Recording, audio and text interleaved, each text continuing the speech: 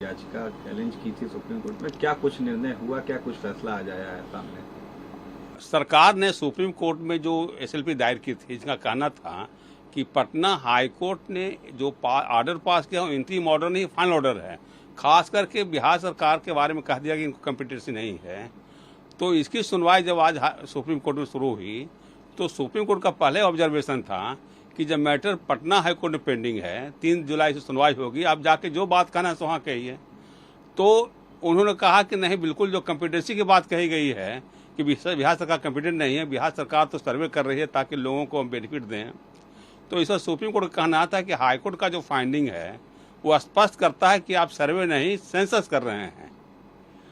तो सरकार की तरफ से पक्ष रखा गया कि नहीं, हम लोग जो कर रहे हैं बिल्कुल सर्वे कर रहे हैं। इस पर ऑनरेबल सुप्रीम कोर्ट का ऑब्जर्वेशन था कि आप जो इन्फॉर्मेशन गैदर कर रहे हैं हेड ऑफ द फैमिली से और वीडियोग्राफी कर रहे हैं, इसका क्या आपके पास प्रमाण है कि प्राइवेसी मेंटेन करेंगे?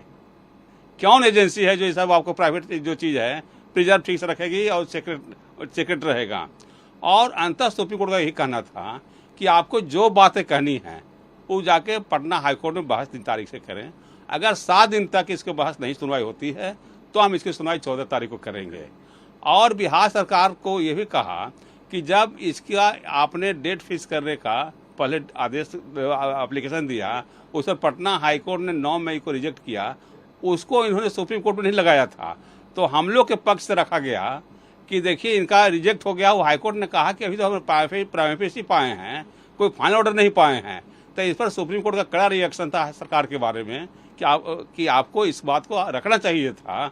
और जब हाईकोर्ट बार बार आपसे कह रहे हैं कि हम प्राइमेसी पाए हैं, अभी मेरिट पर डिसाइड करना है, तो अंततः सुप्रीम कोर्ट ने कहा कि जातीय जनगणना पर जो हाईकोर्ट रोक लगाई है, रोक रहेगी और इसकी सुनवाई 3 तारीख से होगी। अगर 7 दिन तक 3 जुलाई के बाद नहीं होती है तो इसकी सुनवाई हम 14 जुलाई से शुरू करेंगे।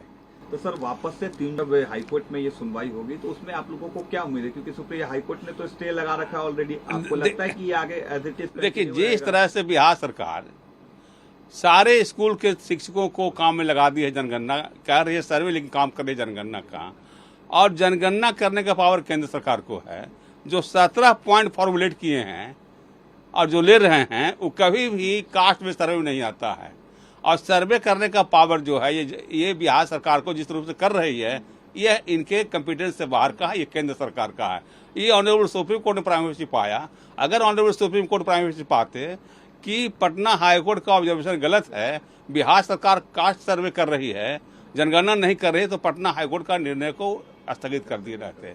तो ये प्राइवेसी पाता है कि हम लोग केस में सक्सीड करेंगे, क्योंकि सरकार ने जो भी पॉलिसी बनाया और वह पॉलिसी पब्लिक के इंटरेस्ट में नहीं है।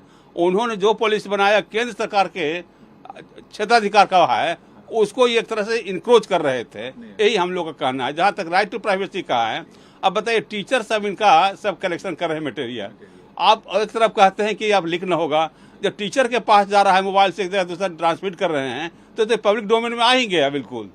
तो इस तरह का सरकार का जो पक्ष है मेरे समय से प्रॉपर और जस्टिफाइड नहीं है। उम्मीद है आगे आप लोग को कि निश्चित रूप से हम लोग जीतेंगे, इस केस में निश्चित रूप से जीतेंगे हम लोग।